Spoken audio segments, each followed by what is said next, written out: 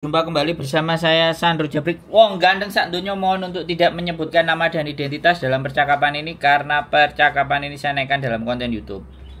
Gimana Mbak? Ini Mas mau nanya, misalnya saya kan mau notis gitu, Siap.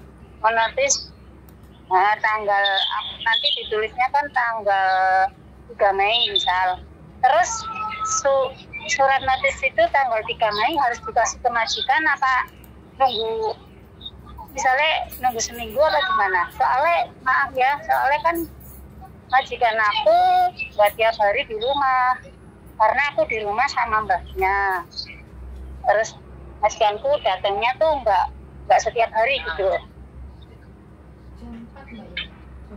Sik. Sampean baleni Mbak, sampean mau notis karena Ya, karena ya itu mbahnya itu kalau marah-marah itu dia tuh misalnya kayak dia kan kencingnya di ember gitu kan, itu nanti air kencing dibuang ke tempat tidur aku lah gitu. Terus kadang dia juga pegang pisau juga kayak gitu loh. Jadi kalau marah itu bahaya banget gitu loh, bukan cuma marahnya di mulut tapi ya itu tindakan-tindakan kayak gitu, kayak pempes juga kadang dibuang di tempat tidur aku, dilempar gitu. Jadi si mbahnya ini sudah ngawur gitu ya? Ya, kalau cuma ngomong doang nggak apa-apa, mungkin saya bisa bertahan gitu. Tapi kan ini udah ya kayak orang stres mungkin apa ya gitu.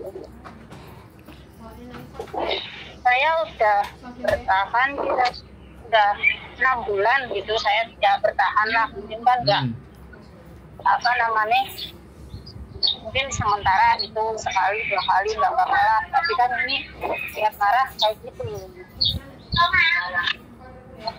Sampean dari Indonesia apa sudah pernah finish di Hong Kong?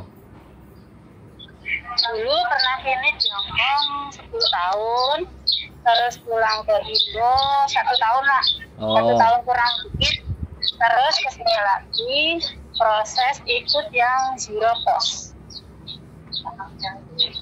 Yang berarti yang ini yang zero cost? Ya, yang ini.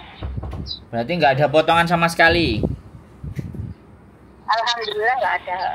Di awal dapat gaji full. Nah, dari awal gaji full. Tapi majikannya kayak gini. Iya, mbahnya.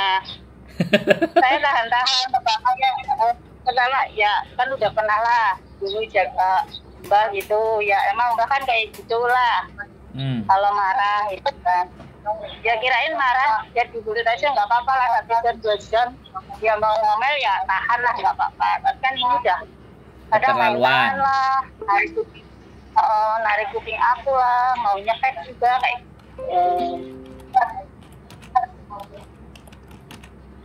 udah main tangan intinya kayak gitu. Ya masa air kencing dilempar ke tempat tidur kan baunya kayak apalah.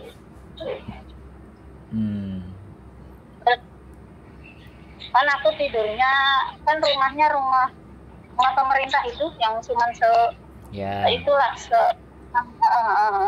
kan aku tidurnya di situ, terus kan ditutupin pakai kelambu gitu kan. Kalau tengah malam tuh kelambunya dilepas gitu, lepas gitu. Ada aku pasang lagi, lepas lagi. Sedangkan di situ kan ada anaknya mbakku tinggal di situ. Cuman kan aku nggak ngurus dia kalau pagi jam 7 udah pergi, pulang jam 6. Dia ibaratnya nyuci sendiri, masak sendiri, kebutuhan dia sendiri kan. Ya kan masa tidur itulah nggak ditutup kan gimana kan gitu.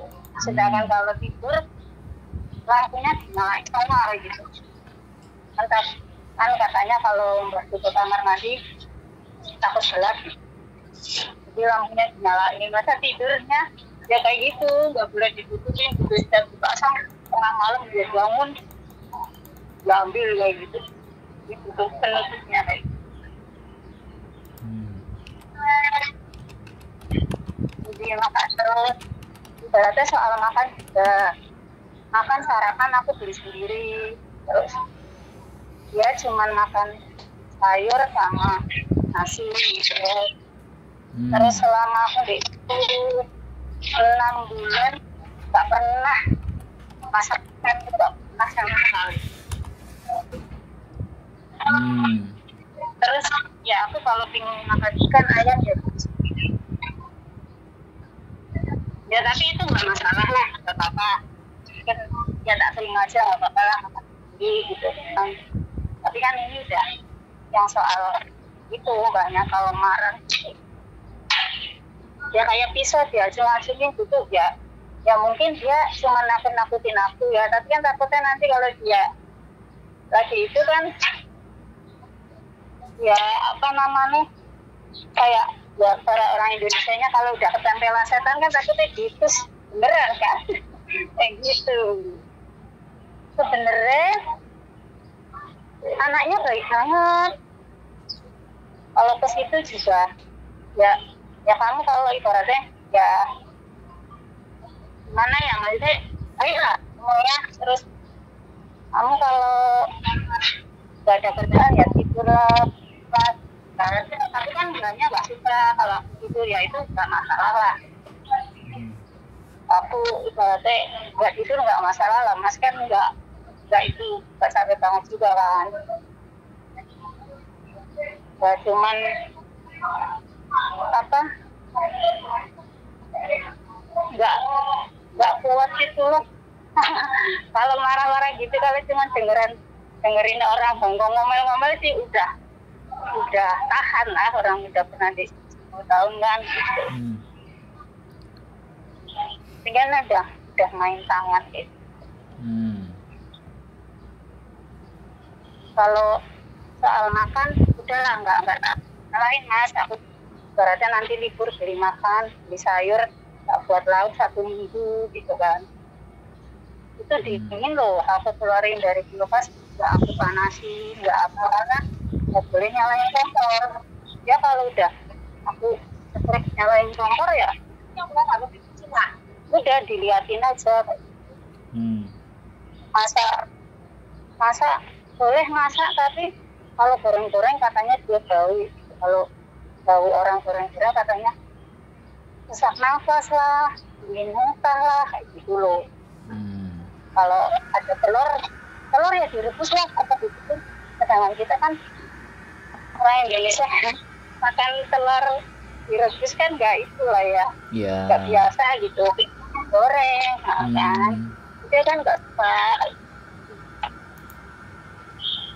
Kayak bikin ayam juga, air belum mendidih taruh aja, udah taruh nanti 5 menit udah matang, udah matiin aja gitu kan. Kita nggak biasa makan ayam yang masih ada darahnya kan. Ya makannya emang simpel banget mas, cuman masak nasi, sayur, ya itu orang sini kan sayur direbus kasih air kasih garam udah gitu bagus. Ya aku nggak apa-apa caranya gimana, tapi dia kan kalau nyuruh masak dalam porsi dikit loh, itu nggak cukup lah kayaknya. Cuman ya dia aja udah nanti malamnya nggak masak lagi mas, cuman itu nasi di rice cooker ditambahin air, terus sayurnya ditaruh di piring panas di atasnya. Nggak cukup kan buat mbahku aja gitu. Aku kadang sering makan paling 1-2 bisa udah lah kayak gitu. Ada kebutuhan makan memang kurang gitu, tapi saya coba ya maklumi lah, gak apa-apa lah keluarin duit, saya beli sendiri kayak gitu.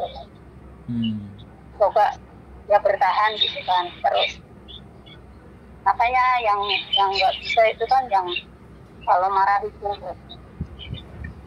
dia pegang apa lempar baskom, ada air lempar air. Terus kalau marah kayak baju itu dek koper dek tas Aku kencingin loh dia udah di situ mau melorotin celana kayak gitu ya apa namanya ya emang dikit-dikit marah ya nggak apa-apa yang penting cuma ngomong gitu ini kan saat itu pakai tindakan gitu aku berarti kerja gitu kalau bangun pagi itu gimana ya Keluarin semua Mbak, keluarin semua. Yang pengen sampean keluarin semuanya. Ya nggak apa-apa. Keluarin semuanya yang ada di pikirannya sampean biar sampean lego. Karena memang nggak ada orangnya. Gimana? Halo? Ya maaf gitu. Nggak apa-apa. Lanjut. Kalau masih ada yang ingin sampean keluarin, Mbak. Jadi kalau bangun tidur tuh kayak ya ampun nanti mau depannya mau apa lagi dalam hari ini kayak gitu. Was-was ya. Was-was, khawatir.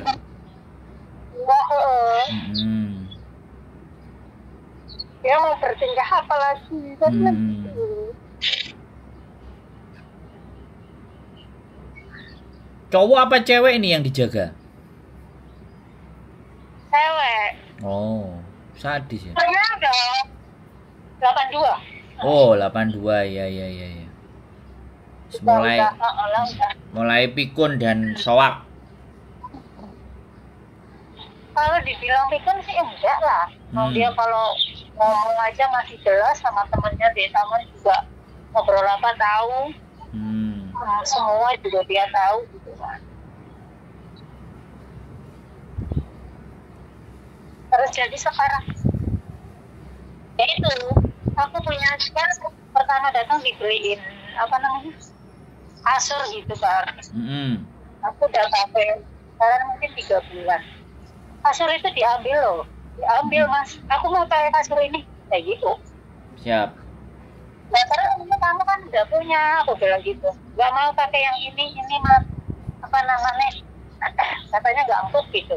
Ya udah aku kasihkan. Terus akhirnya aku tidurnya deh.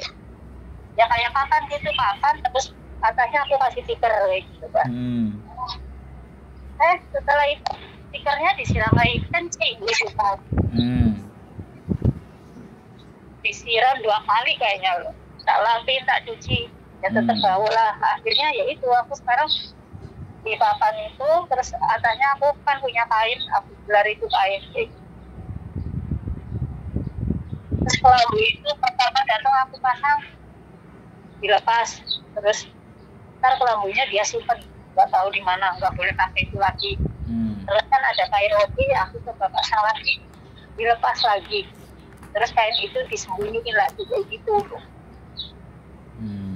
Kalau nggak ada stiksanya di situ nggak apa-apa lah ya mas ya. Itu kan ada anaknya yang kan di ruang tamu jadi satu di situ, lampu nggak dimatiin, tidur kayaknya kan gimana lah, nggak elok banget kayak gitu kan.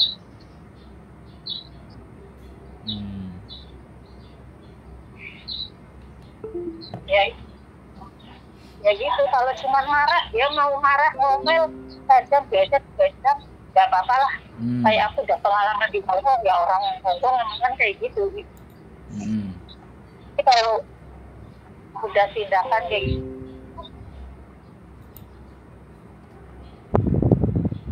jadi nggak tahan. Iya, udah tak tahan, tapi ternyata nggak tahan, nggak keluar deh. Oke. Masih ada yang mau diceritain? Ya, itu misalnya kan jemur baju gitu kan, hujan kan aku angkat, aku taruh di kayak di dapur itu, di dalam gitu. Dia nggak suka bajuku diambil ditaruh sembarang gitu di situ, dikelumpukin kan kotor loh mas, kayak gitu loh. Kayak gitu. akhirnya hujan nggak hujan, ya udah aku taruh di luar kehujanan, ya udah biarin aja sampai kering gitu. Terus kayak enak ya, kamar mandi apa nggak boleh dia bersihin, nggak boleh nyapu ngepel tiap hari itu nggak boleh. Kamar mandi nggak usah dibersihin, kamar mandi seminggu sekali aja dibersihin gitu. Tapi kan aku nggak bisa, akhirnya kalau dia tidur aku cepet-cepet bersihin kamar mandi, itu aja nggak ada buat pembersih, nggak ada, dia sembunyiin semua kayak bilang kayak saya kicing kayak itu dia sembunyiin. Jadi aku mesti kamar mandi itu cuma dikasih kayak sabun bubuk gitu, sebangsa rinso gitu, suruh pakai itu gitu kan. Tapi kalau dia itu pokoknya kalau dia tidur aku cepet-cepet mas bersihin semua, aku bersihin, aku gak bisa lah kan kayak gitu, bau lah, apalagi kan ada sintang tuh gitu kan, kalau kencing cowok kan berdiri kan. Terus semua ya maaf ya mas, udah ambil di kamar mandi dia kalau kencing dia pakai itu loh, semua anduk dia pakai kayak gitu. Maaf ya, bukan itu nggak sopan. Nggak apa-apa. Ya itu semua anduk kecil-kecil gitu ya kencing dia pakai itu. Misalkan pakai tisu nggak langsung dibuang, dia taruh di situ gitu. Pakai 2 kali gitu. Jadi ada joroknya juga kayak gitu. Nah, makanya ya saya punya niatan mau notis itu, rencanakan ya kan biasanya aku awal bulan kan gajian gitu. Nanti kan paling awal bulan kan dada aku datang, kan aku gajian, terus habis itu rencana aku sehari atau 2 hari aku mau ngasih surat nanti itu. Tapi kan aku nggak tahu dadanya datang kapan lagi gitu. Kadang 2 minggu baru datang, kadang seminggu baru datang. Jadi misal aku nulis notis awal bulan Mei, misal tanggal 4 gitu kan. Terus aku nanti kasihkan ke dede aku pada tanggal 4, misalnya nunggu dedeku datang seminggu lagi, itu bisa enggak? Apa aku harus nulisnya nunggu dedeku datang?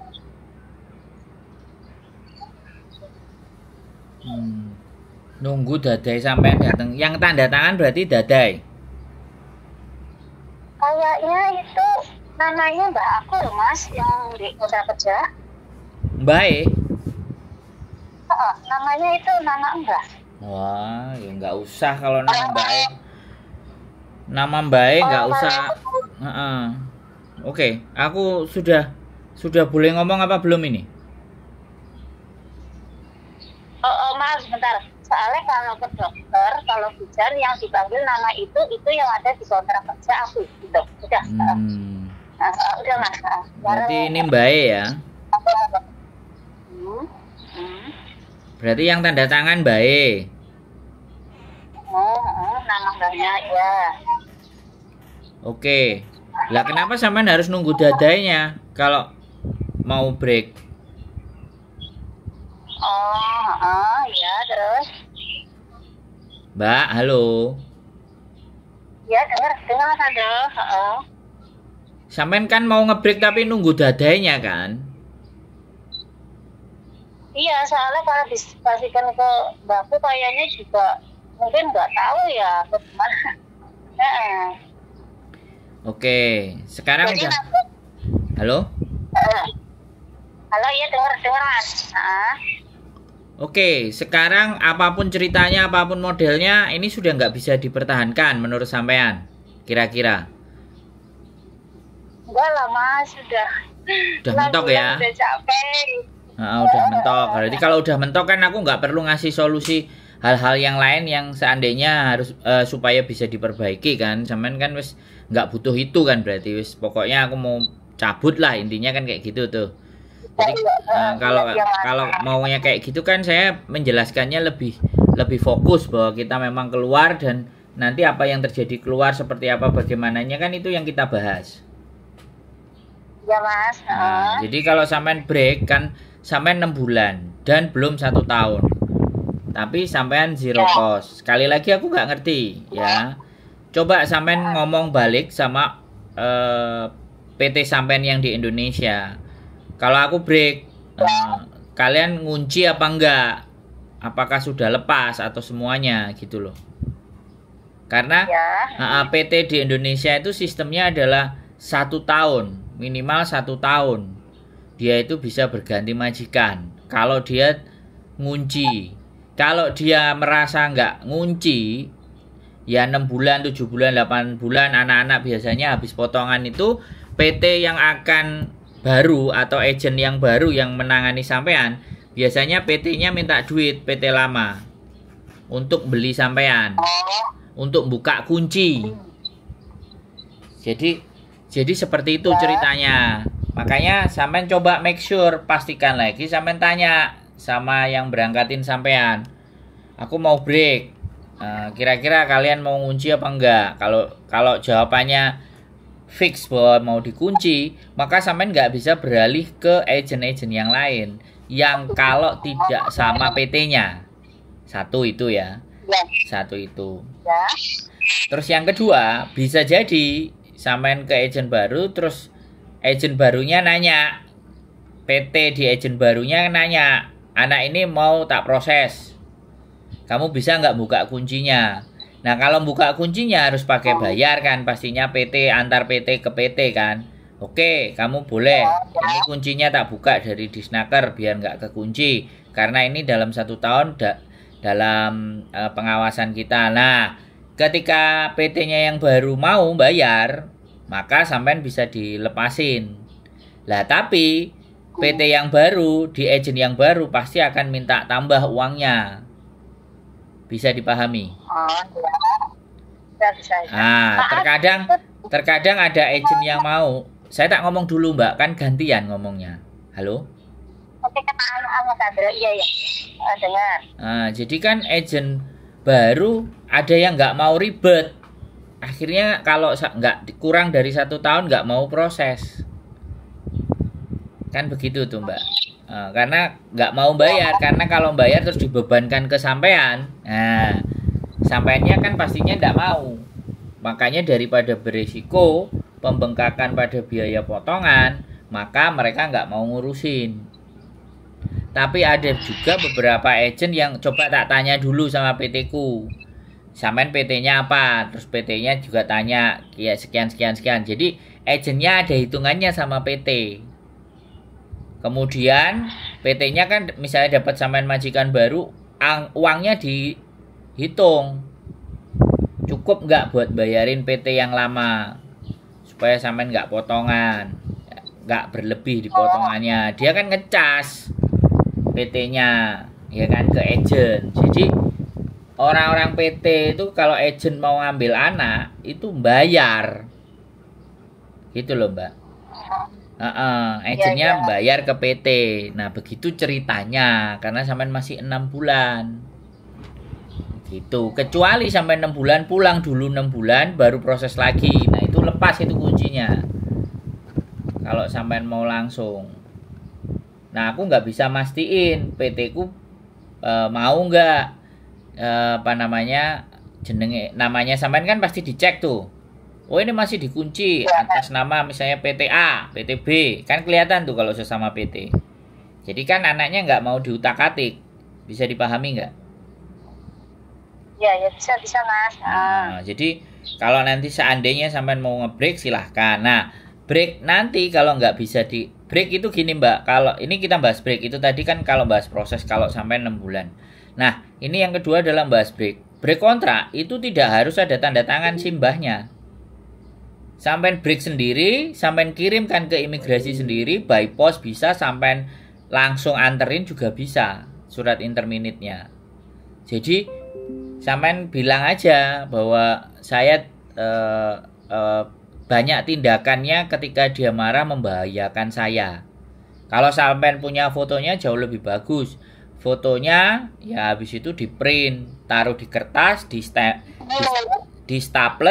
Habis di staples dikirim ke sambil surat break ke imigrasi. Jadi Kenapa alasan sampean itu karena itu gitu loh. Majikan nggak tanda tangan nggak ada masalah. Artinya pemutusan kontrak itu boleh sepihak, boleh dari majikan, boleh dari sampean. Jadi tidak ada larangan di Hongkong itu. Halo? Halo, iya denger Mas. Wes, sampean mau ngomong apa tadi? Berarti misal kan nanti aku nulisnya di surat notis itu kan tanggal 3 langsung kirim aja ke imigrasi kayak gitu. Boleh. One month notice kan berarti sampean kan 1 bulan gaji kan? Langsung imigrasi. Nanti ketika sudah masuk ke imigrasi 2 minggu setelahnya, imigrasi kirim surat ke nenek sampean. CC-mu mau keluar tanggal sekian sekian sekian gitu. Nah, sesuai dengan tanggal itu nanti sampean keluar. Sampean tidak boleh bergeser. Kalau dia tambah marah-marah, dia tambah ngamuk, terus dia nginterminate, itu jauh lebih bagus. Tapi kalau dia ngusir, ini yang harus diwaspadai. Kalau dia ngusir, telepon polisi dulu, polisi datang, barang-barang diberesin, suruh bukain koper, suruh ngecekin dia. Dan saksinya polisi, baru sampean pergi. Jadi kalau diusir, jangan langsung pergi, oke? Nanti takutnya kalau sampean diusir langsung pergi, sampean pergi dia lapor ke polisi, nama sampean, KTP sampean dilaporkan mencuri terus kabur. Nah, itu malah bahaya. Ini prosedur kalau kita itu diusir, mau jam berapapun, mau bagaimanapun. Nah, kalau kita diusir, otomatis tanggung jawab, tiket, tanggung jawab semua kan tidak terselesaikan, nggak ada masalah. Setelah lapor polisi, datang ke kantor labor. Saya diusir tanggal sekian, sekian, sekian. Nah, polisi yang datang, boleh dicatat nomornya di bagian pundak, itu kan ada nomor tuh. Karena polisi Hongkong kan nggak ada namanya. Jadi, cuma nomor. Pundak kanan kiri itu. Ya, pundak kanan kiri kan ada nomor tuh. Nah, itu diinget-inget. Polisinya yang jadi saksi, sampean itu nomornya itu. Nanti pasti dia juga bikin laporan di kantor polisi terdekat. Dan laporannya pasti, officernya pasti di nomor yang kanan itu.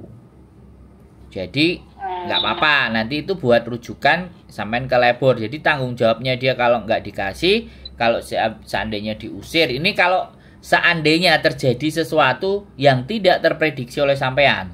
Tapi kalau dia ada agennya, sampean disuruh ke agen, sama dia dianterin ke agen, baik-baik diselesaikan. Hak dan kewajiban sampean sudah diselesaikan dan hak-haknya sampean dapat, ya sudah aman. Tapi kalau yang terjadi seperti itu karena sampean ceritakan kan dia temperamen, dia ngawur.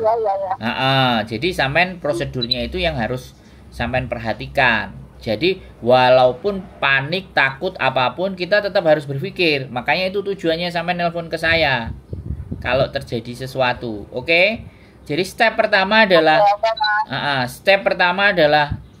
break kontrak, ya, ditulis ya. Kalau sampean bisa membuktikan ada foto, ada semuanya atau keterangan, kalau sampean bisa tulis keterangan di kertas putih, oke. Itu lampirkan untuk dikirim ke imigrasi. Imigrasi bisa by post, imigrasi bisa di Dropbox, bisa di email. Jadi Hongkong ini sudah semuanya serba Phongpin. Tinggal kita belajarnya bagaimana, mau belajar apa enggak. Email bisa, jadi di scan dulu, terus di email. Ada juga langsung Dropbox, datang, masukin. Terus ada juga yang bersurat. Nah, itu enggak ada masalah. Enggak jadi persoalan. Nanti majikan akan diinformasikan sama imigrasi, CC-mu akan keluar tanggal sekian. Nah, itu kan akan memicu reaksi. Lah, sampean harus sudah siap dengan reaksi yang akan ditimbulkan dan apapun itu. Kalau dia langsung interminate, bawa sampean ke agent, itu bagus, ya kan? Nggak usah nunggu. Nah, artinya sampean break kontraknya tadi batal karena sampean di interminate. Tapi di interminate-nya keluarnya sesuai tanggal atau nggak tahu, atau hari itu juga keluar kan, itu keinginannya dia. Bisa dipahami nggak? Bisa, Mas. Nah, wes kalau diusir ya itu tadi yang saya ceritakan. Ya, wes jelas. Kira-kira ada lagi yang mau ditanyakan? Berarti intinya gini, kan berarti surat notif itu katanya kan satu imigrasi, satu buat majikan, satu buat saya gitu. Ya nggak Kan apa-apa, ada sampean tiga tinggal copy katanya. aja. Oh, tinggal kopi aja. Tapi yang paling utama itu, ya itulah aku nulis tanggal berapa, langsung di 7-Eleven email ke imigrasi.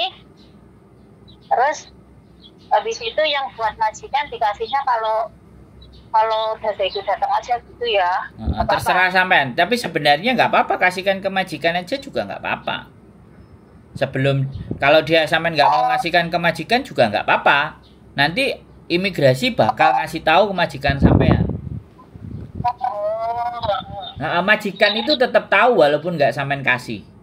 Kalau surat sampean udah masuk imigrasi, pasti di pos. Nanti di kotak surat dia tahu, dia baca. Nah, kalau sampean nggak berani ngasihkan, ya nggak apa-apa, nggak usah dikasihkan. Tapi kalau sampean berani ngasihkan, ya kasihkan juga, nggak apa-apa. Aku bulan depan keluar gitu. Malah kalau dia marah seketika hari itu dan nyuruh capye, lecau lah, itu lebih enak, Mbak. Jadi nggak usah nunggu sebulan. Nggak usah, ya nggak usah. Nah, kan Ya, takutnya gitu. kasih aja.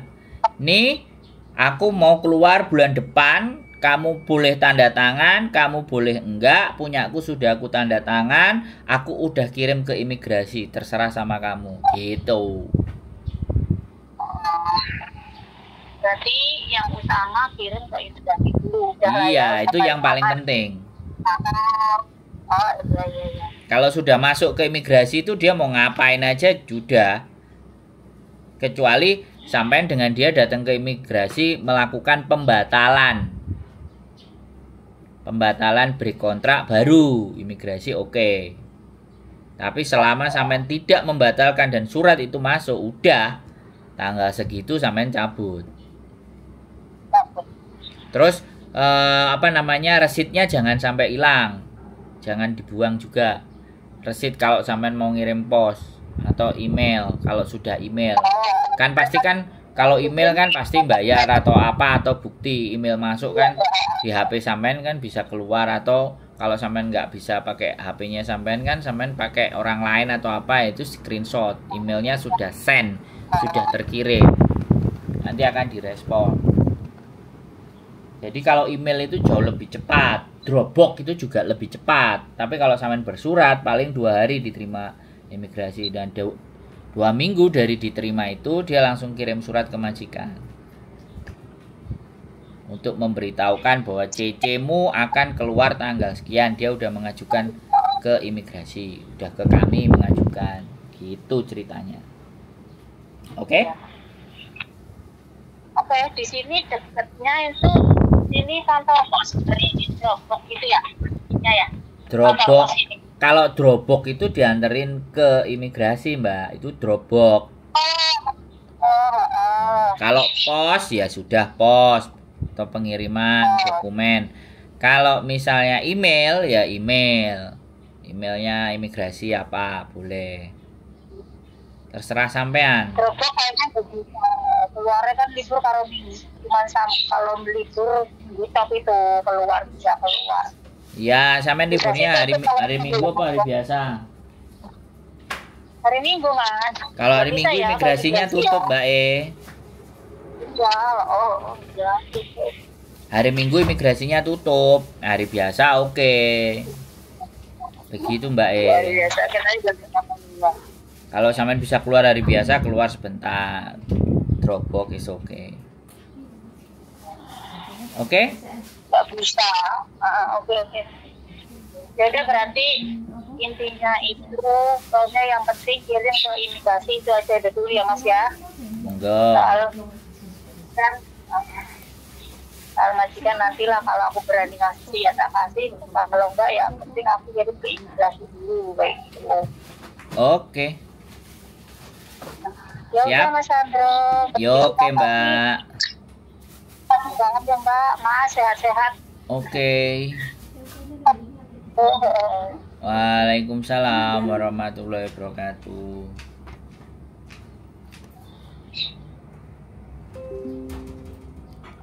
Oke guys, zero cost, tidak ada potongan. Sampai di Hongkong 6 bulan tok mumet dasi. Majikannya berat. Ya makanya buat teman-teman semua ya aku nggak bilang loh ya mungkin Mbak E sing apes. Zero cost, gaji sudah penuh tapi cuman bertahan 6 bulan. Mudah-mudahan tidak terjadi ke teman-teman yang lain, tetap semangat. Jadi tetap berjuang. Ya, Hongkong seperti ini. X 10 tahun pun dengan kondisi yang seperti itu siapa yang bisa tahan. Jadi ketahanan individu berbeda-beda, nggak usah kita sudutkan, nggak usah kita bagaimana, kita dukung aja. Mudah-mudahan mbaknya bisa mengatasi segala bentuk persoalan bersama majikannya yang agak setengah mumet dah sih. Dan sekali lagi tetap semangat, call dan mohon maaf kalau bisa belum diangkat. Keep stay tune my YouTube channel and see you next video. Bye bye.